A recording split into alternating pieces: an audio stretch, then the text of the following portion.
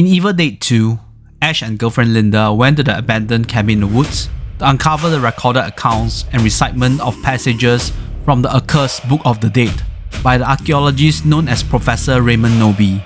Deadites were summoned, bringing harm to Ash and many others, leading to Professor Benjamin Price to do a full investigation on what had happened at the scene of the gruesome massacre and hoping to clear the name of his esteemed colleague Knowby.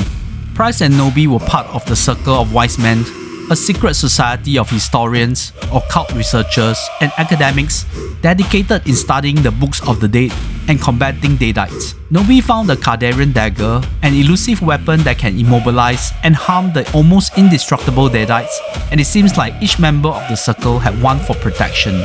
It was unknown what had happened to the remaining members, but it felt like they were on the radar of the ancient evil who vowed to kill all of them and extinguish their family line. In modern day, a couple of friends went on a fishing trip in the lake, which fans of the Evil Dead franchise would instantaneously recognize as the same one that bookended the crazy shenanigans in the preceding film, Evil Dead Rise. As the fishing lines went taut and the weather became inclement, a Deadite emerged from the waters, and although it might not be easy to recollect, it was Jessica, a neighbor in the apartment building where the bloodbath in Rise had happened, and this kick-started the viscera in Evil Dead Burn. There would be bitter fates for the fishing mates, and Jessica Deadite would emerge from the dense vegetation, standing by the highway waiting for something. We juxtaposed to a scene in a nightclub cum restaurant where two young couples were celebrating the birthday of one of the men named Joseph. We can sense the tension between the married couple, with any trivial matter was enough to trigger the husband to bawl at the wife, making things awkward for Joseph and his girlfriend.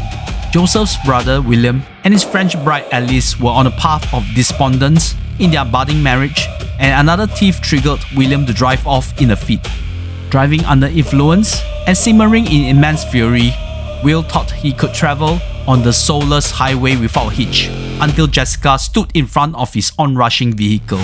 This led to the pulsating sequence of a car accident before Jessica said she had found Will, and this would lead the Deadites to his family. Will and Joe were grandsons of the above-mentioned Professor Benjamin Price, and it felt like the evil forces, after being released through the events of Evil Dead Rise, were on the warpath to decimate the families of the known Circle of Wise Men, bringing an end to the knowledge of banishing the Deadites. In the funeral ceremony of the departed Will, we could see how the family staunchly despised Alice, with the brooding father Edgar being the one who bore the biggest grudge towards his French daughter-in-law, which escalated further. In a memorable scene at the Columbarium, when we knew the infiltration had begun, we went to a very tense dinner scene where director Sebastian Vanicek would focus on the sharp objects when words could not hurt any further than they intended to. The Price family would gather at the house where the elderly Price had left behind, and Joseph had inherited it, using it to be a sanctuary for writing, where he unearthed the records of his grandpa Benjamin's research, which he did not think too much about it.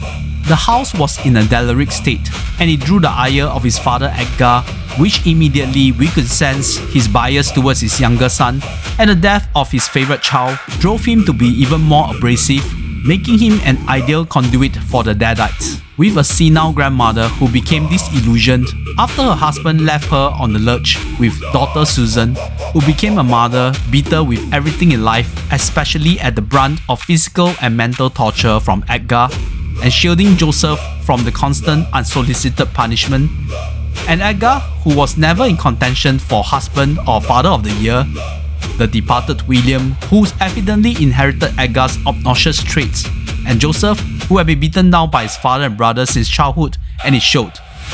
I had no qualms that this family to be gnawed and mutilated by the Deadites. I did have issues with the likes of Alice, as well as Joseph's girlfriend Taya, who was caught up in this familiar grudge, and it was awfully violent. My disgust towards Joseph reached a whole new level in that scene in the car ride with Edgar, who had self-harmed after committing an unforgivable act on the innocent house pet.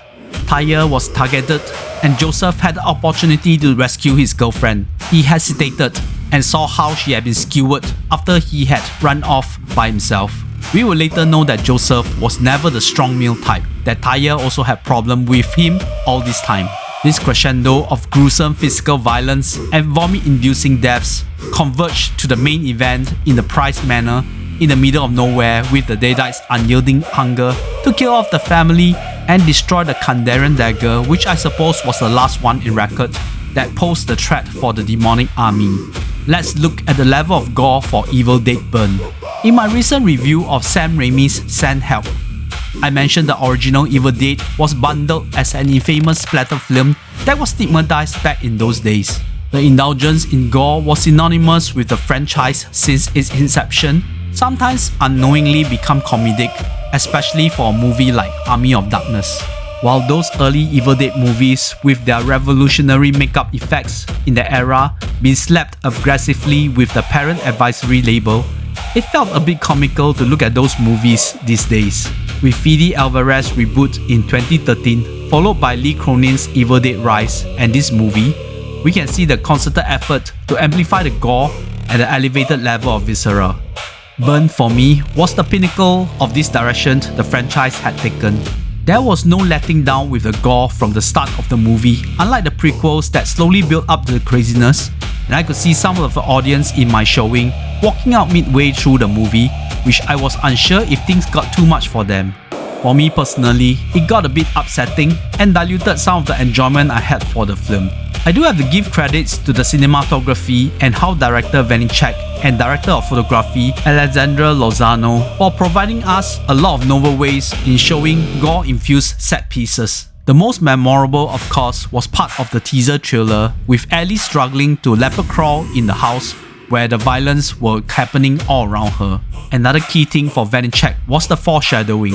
He was very conscious to show the various instruments of harm which came back to unleash the grievous bodily harm. In some instances, it happened in ways more unimaginable.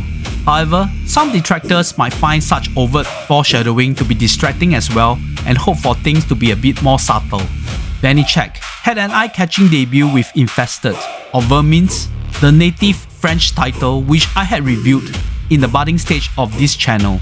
A modern take on Fran Marshall's Arachnophobia, Vanicek ingeniously made use of a low-income Paris housing project as a backdrop, involving the inhabitants who were prone to deal with items from the black market, including scary carnivorous spiders from the Middle East. Infested displayed Vanicek's eye for creating memorable visuals and made use of the setting of the location, which he replicated in Evil Dead Burn, although it was not hard by looking at the irksome vibe of the Price house.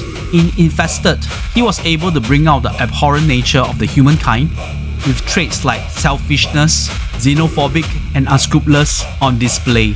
Although the distaste I had for the likes of Edgar and William in this movie was not exactly a repeat of characters from that earlier movie, it did show how Vanicek's script was able to accentuate those horrible traits that made my blood boil whenever they were on screen. Aside from the gore, Vanicek gave us a couple of memorable jump scares. The protracted one with Grandma Polly, who was wheelchair bound for the whole film, but seen standing on her bed with the white bed sheet covering her from head to toe, it felt like an alarming red flag.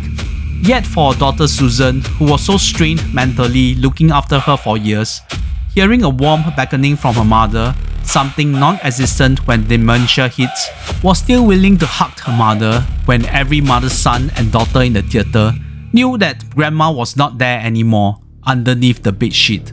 The cast was truly unknown to me but fitted nicely to their individual roles. French actress Zoella Yacoub was in the eye-catching role of Alice and had to endure so much on screen and a barrage of verbal abuse that it got to me. I understand that characters were possessed and had no filter with what they spewed. They had been putting Alice through the mud even before shit hits the fan. Therefore, it was so satisfying for her to decimate each and every one of those irksome family with little decorum. Special shout out to Kiwi actress Lucienne Buchanan, who played Taya, a character who came into prominence after she had turned into a Deadite. One issue I had, which would be nitpicking, would be the various locations and the proximity of these places with each other. For the longest time, I thought the lake where Jessica had killed unsuspecting people was at the cabin where the Book of the Dead was first found. She might have just brought the Deadite's curse from the apartment building where the event of Evil Dead Rise unraveled. The part when she found Will's speeding car on the remote highway could be by coincidence, yet it could be a calculated plan from the demons. We saw the funeral parlor with the incessant noise from the renovations before the family drove back to the house. The distance do not feel short, nor it should be. But when an almost immobile Alice was struggling to get away from the house at the end, it felt effortless for her to reach the construction site, which to be frank might not be the one at the parlor, but we did go into the foreshadowing from Vanicek. It was reported that Evil Dead Burnt made back its production budget from the opening weekend, I suppose only from the North American market. It definitely felt like it fits the $20 million budget with an unknown cast, limited location shooting, and nifty CGI effects with the deadites. The tight storyline about family tragedy that stemmed from a supposed irresponsible father figure stacked the decks with creative gore that even supersedes the preceding movies in this series was a memorable time for me and do have rewatch value. Yet, I still have the penchant for Evil Dead Rise from Lee Cronin. The story of a deadite attack within an apartment unit when one of the books was uncovered, conveniently bringing back the demonic forces when one of the kids was an audio enthusiast listening to the vinyl with the chanting, and no one was spared from the deadites' invasion, with Alyssa Sutherland giving us a performance that will be a must-watch every Mother's Day. By that metric, it was a 9 out of 10 for Evil Dead Rise every day, and a full 10 out of 10 on Mother's Day. But Evil Dead Burnt from Sebastian Vanicek, who gave us some interesting visuals to nibble upon, this will be a 7.5 out of 10 after an re-evaluation. Up next for this franchise will be Evil Dead Wrath from director Francis Golapi, who served as a prequel, telling a story all the way in the 1970s, as we could perhaps know the origin of those wise men and the Books of Dead. Stay tuned to this channel for a review for that movie to be released in 2028. Subscribe and be notified when my new reviews were released on a weekly basis. Please like this video and share it if you can. Vanicek's heightened the gore level for Evil Dead franchise, but his compatriots like Juliette Decournau and Coralie Faja created a feminist body horror movement, which I looked into in my review of Natalie Erica's James Saccharine. Amongst the foreshadowing of sharp objects, all easily to be used for proper laceration and veins cutting, no one can envision the deadliest weapon in the movie will be the detachable headrest of your car.